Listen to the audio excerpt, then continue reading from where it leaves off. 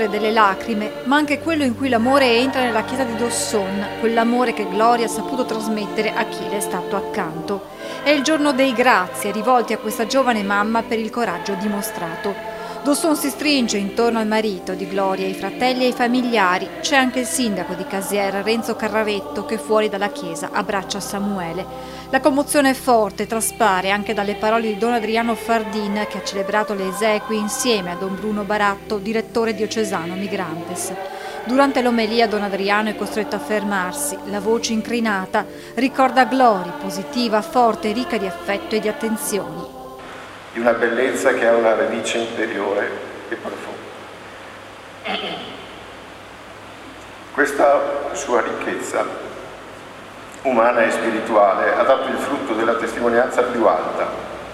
Il suo desiderio di vita e di amore si è compiuto nel dare la vita per Gesù, di dare la vita per Greta.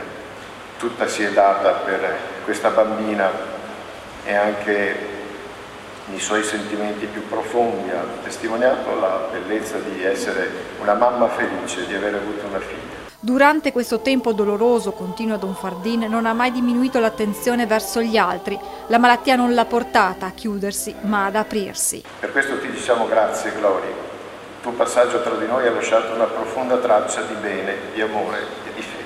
Samuele durante la messa più volte rivolge lo sguardo verso il feretro dove poggiato sopra c'è un cuscino di rose bianche. Impossibile trattenere le lacrime quando sull'altare sale un'amica.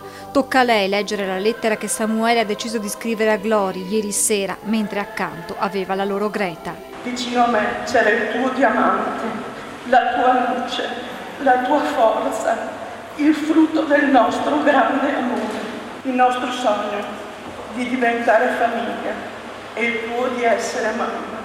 Ci siamo riusciti grazie a te, al tuo coraggio. Ora mi lasci il bene, tuo più grande, lo saprò custodire.